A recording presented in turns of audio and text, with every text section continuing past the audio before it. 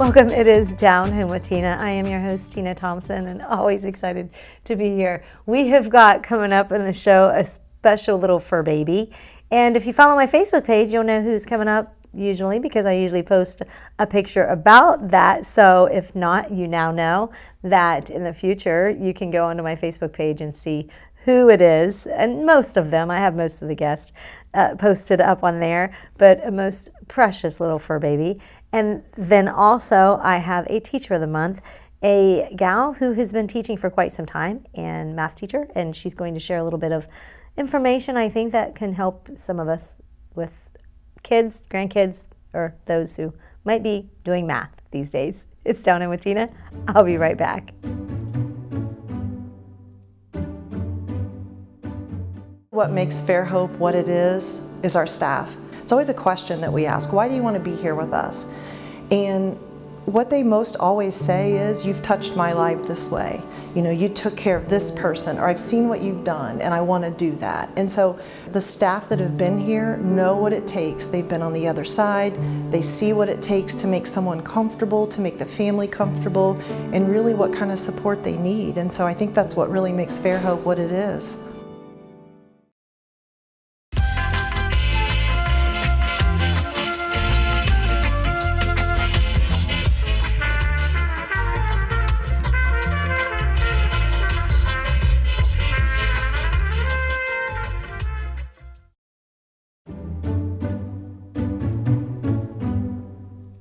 Welcome back to Down Home with Tina. As you see, I have a very special fur baby right here with me. That is JJ from the Fairfield Area Humane Society. I enjoy getting to have Corey Schoonover, the executive director of the Fairfield Area Humane Society. We shall see what is going to happen in this segment. But yes, as I said, this is little JJ, one of the little girls that was part of a litter that came into the Humane Society. And Corey, I'm going to let you go ahead and talk a little bit about this, and when you get litters and how you get them and what happens once they come into your facility. Yeah, and absolutely. We're just going to play, and I'm going to get kisses while you talk. Be careful, you're going to like get all carved up on your neck there with her puppy claws.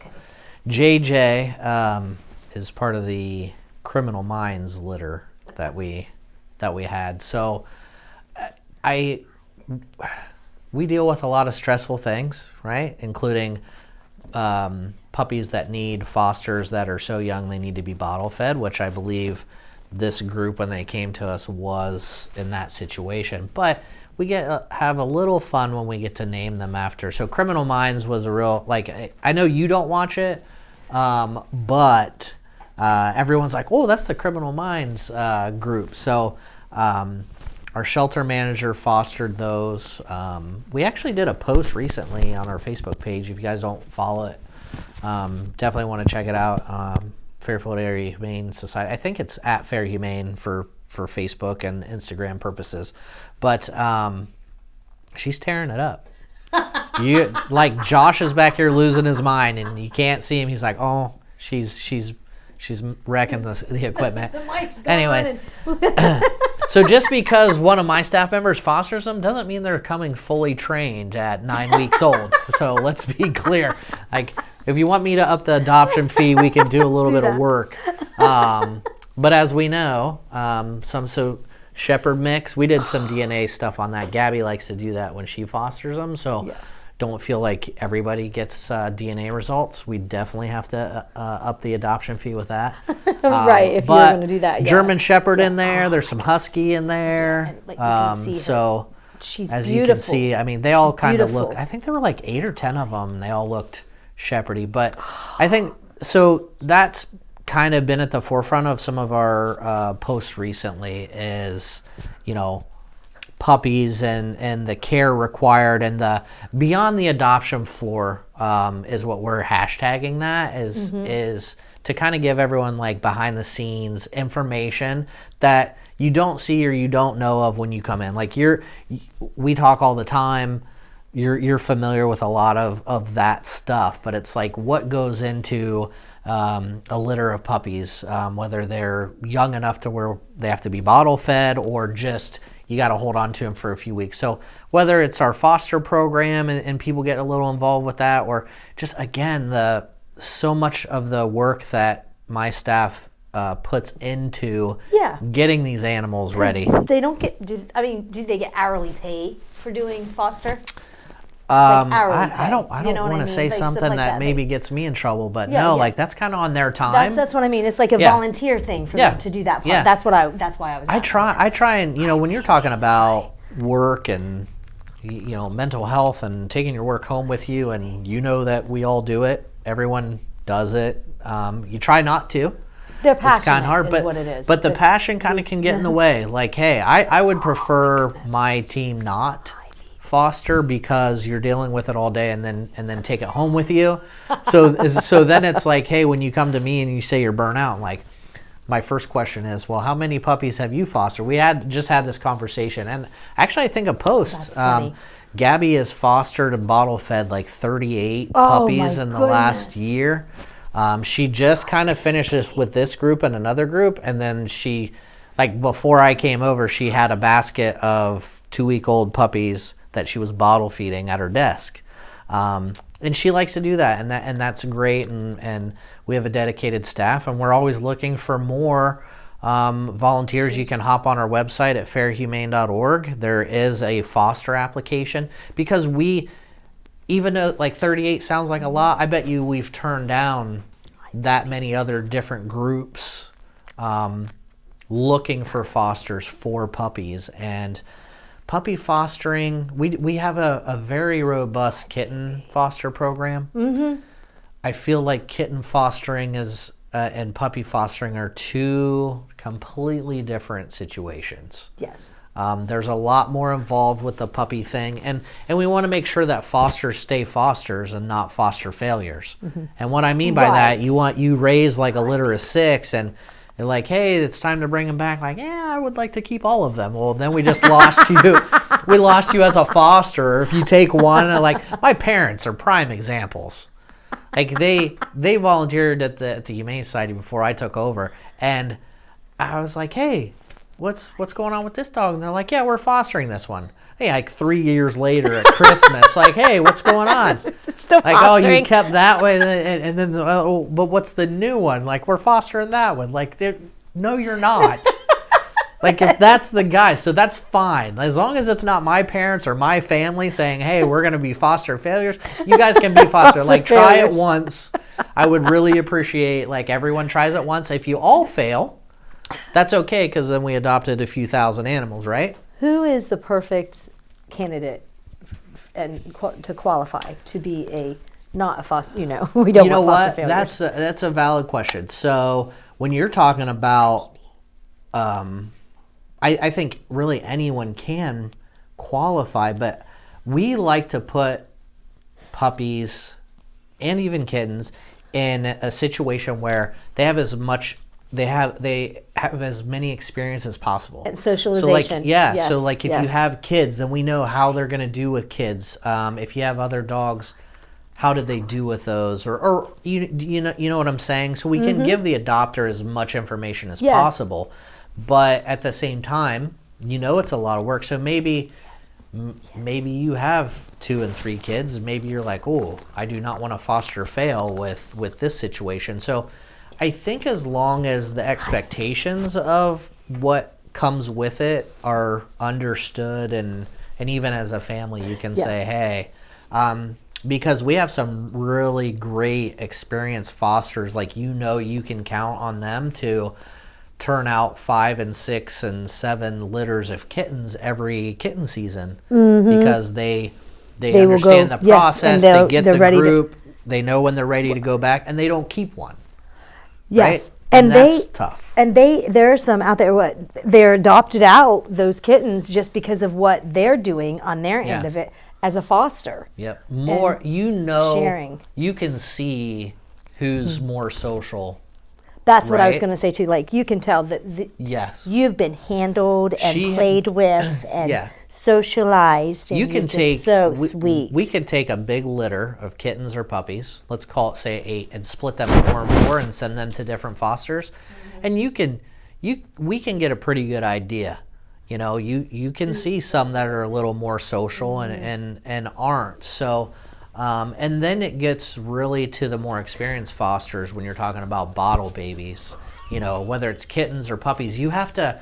So kitten and puppy fostering, when you're bottle feeding, you're talking about making sure you're bottle feeding properly so you don't essentially drown them in their formula. Yeah, right? Yeah. And you have to stimulate them to go to the bathroom. And not everybody's into that, including myself. I'm not doing that. No. Right? Yeah. But so there's a lot of dedication involved. There's a lot of time. The bottle babies are like, hey, feed every few hours, you know? Just like having, that's hard. That's a hard one. Just like, you know, bringing a new baby into the fold.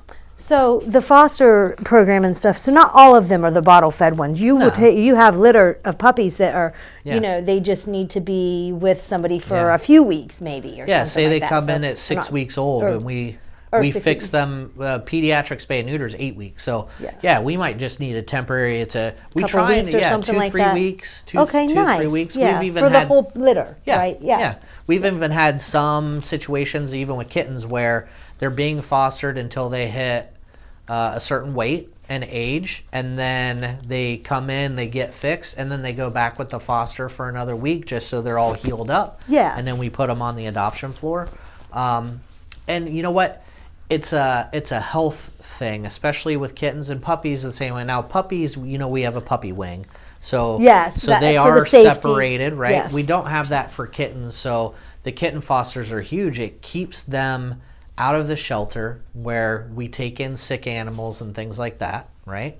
So it keeps them healthier when we have them in a home fostering. And you're getting waved at, so I'm busy. you're not paying attention.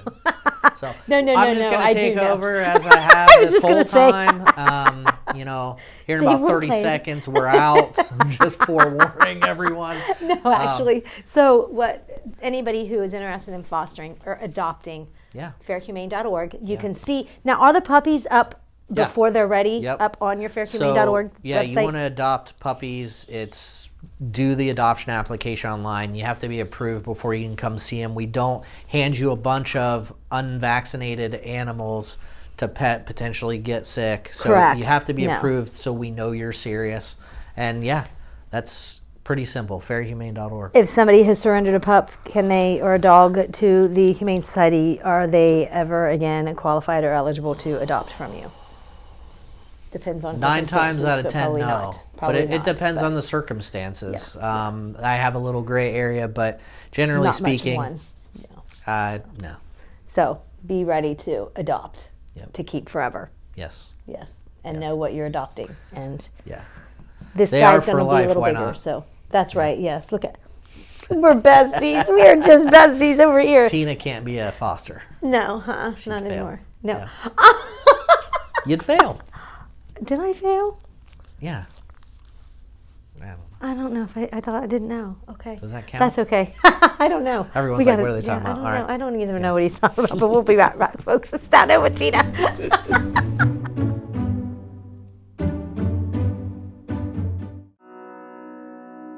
The Frankie Smith Funeral Home and Crematory in Lancaster and the Johnson Smith Funeral Home in Baltimore have a long and wonderful history of serving our community. Feel free to give us a call at 740-653-0652. Stop in and see us at either of our 2 locations, 405 North Columbus Street in Lancaster and 207 South Main Street in Baltimore. Respect for tradition, regard for change.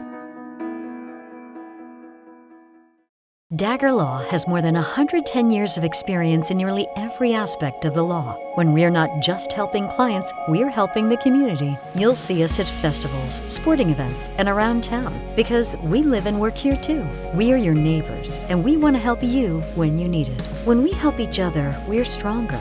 Our community is stronger. Creating a strong, vibrant, healthy, and safe community is everyone's responsibility, and we take the responsibility seriously. We are local, we are trusted, we are experienced.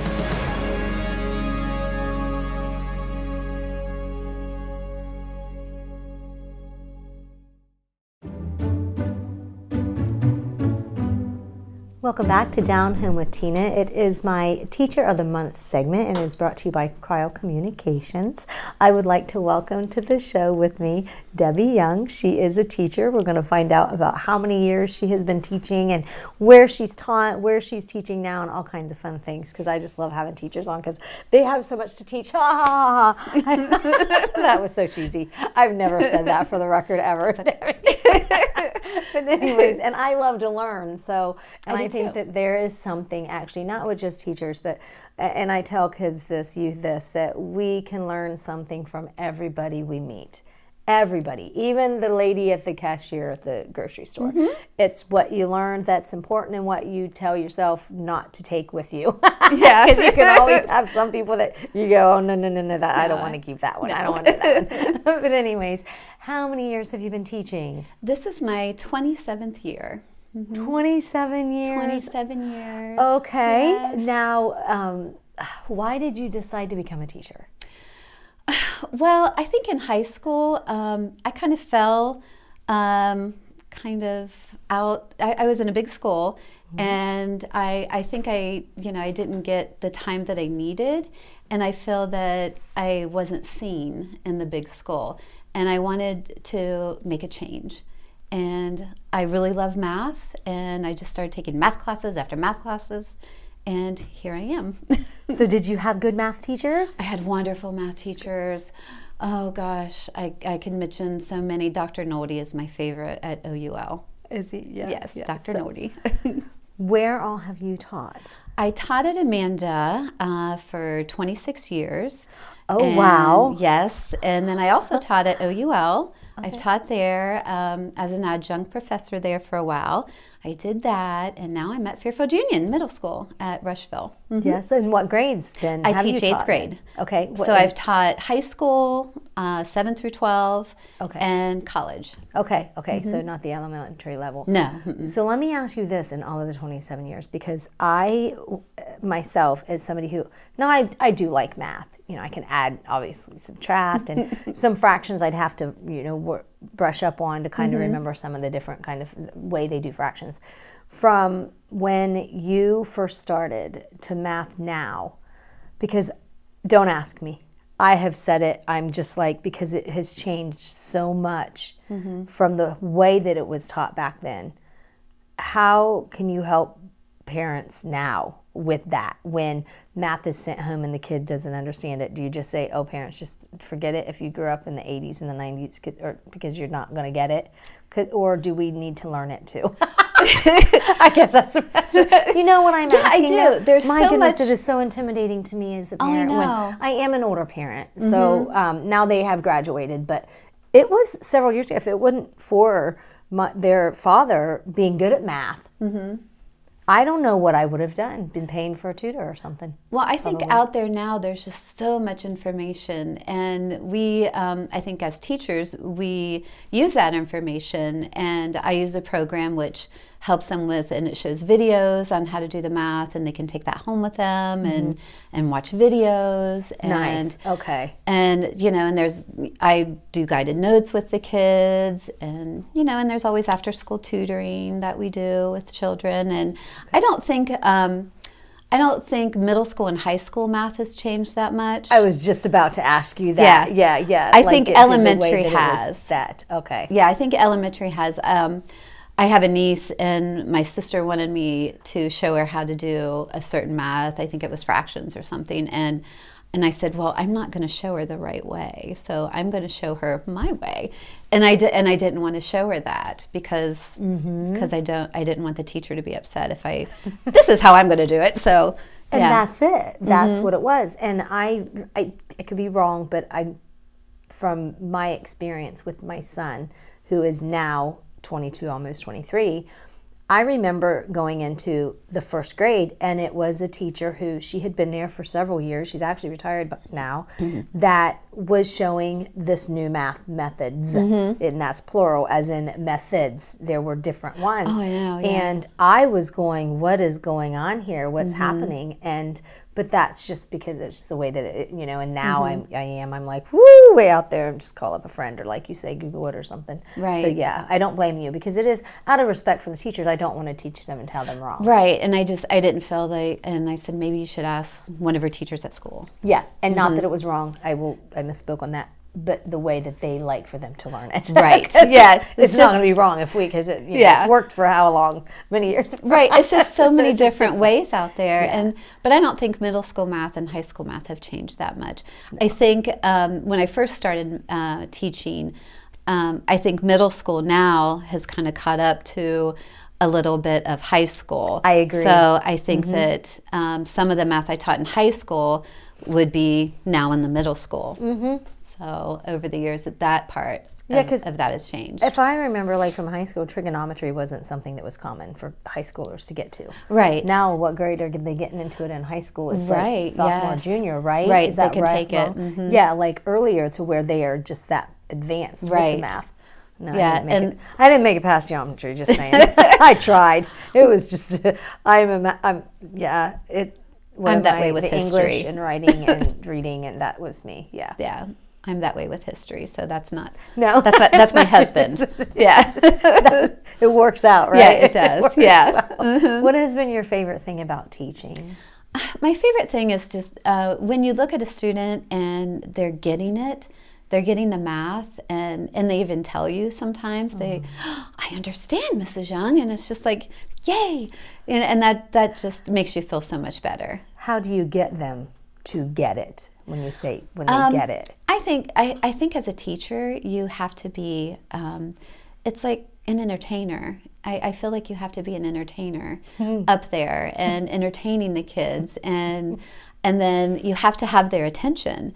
And I think that really helps, and that's how I feel that I'm more for middle school, because I think that I'm on that mentality. I think of middle schoolers, and you can still be silly and fun with them. And they don't think we're absolutely right. ridiculous They or don't. Stupid. Yeah, or look at us like we have two heads or something. Yeah, sometimes they look at me. Still kind of cool. We're still kind of cool. Kind of cool. Yeah, sometimes they look at me and they're like, Mrs. Young, come on, but I think that's part of teaching. You have to get up there and be an entertainer, and they have to enjoy what they're doing in your class.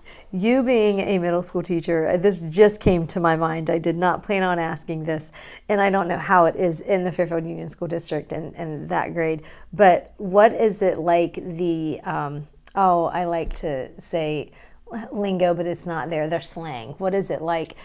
Some of the slang words. Are you getting some of the slang words nowadays? Like, because I am about to do some substitute teaching in public schools, and I'm just kind of like, who do I go to and ask about some of these words? Because I want to know what the kids are saying.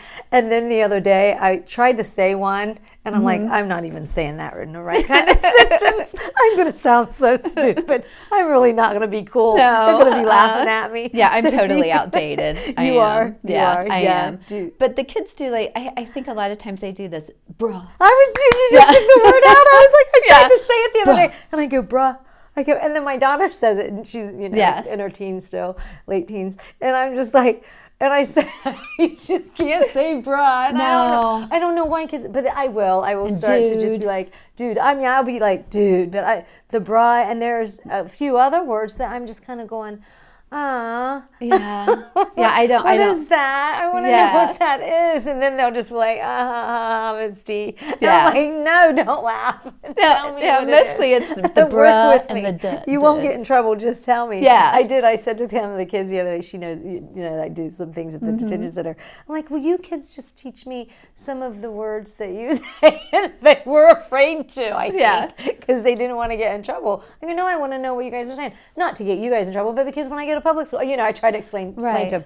They wouldn't have it. I'm like, they're like, we're not going to be responsible for you telling them they're not allowed to say that. Yeah. They've got their backs. Well, a lot of it too. What do they always play? It's that Fortnite. Yes. Yeah. Oh my gosh, and they do those little dances with the Fortnite. Oh, really? And yeah, that's a big thing. I'll have to learn one of the dances. So if I do get out there, I will maybe do one of the dances in class one day. Yeah, because I see them doing this thing I'll have to figure that out. So I'm just not anyways, into that. thank you so much Well, for thank being you. with me Thank as you a for guest and having sharing me. that information, because that is important. So I love it that you do what you do, and for as many years have you done it, because I do. I love my job still. After all these years, I still like to go to work. I look forward to working.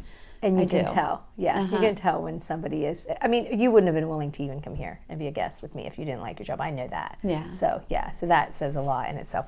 Just a little gift in here. I've got thank a gift card to you. Eva's Jewelers in here. We work together and stuff, and I just love them. And also just a little candle, just a little bit. Just Thank you. you. For Thank what you do so much. So Thank you. Debbie, Thank you you're for wonderful. having You me. are a treasure. Well, thank you. And folks, don't go anywhere. I'll be right back. It's Down Home with Tina.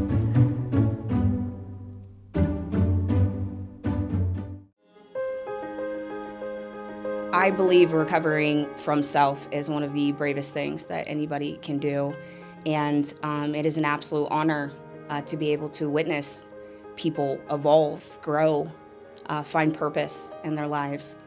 The reason why I do what I do is I love helping people, and I really love to work on understanding and striving to improve the lives of the people in our community. Being in Fairfield County is having a network of people around you. I like helping veterans, and I think I like that my job is never the same day to day. Every day brings a new set of challenges to overcome and new people to help, so it's always changing. Community, connections, collaboration. The Fairfield County Way.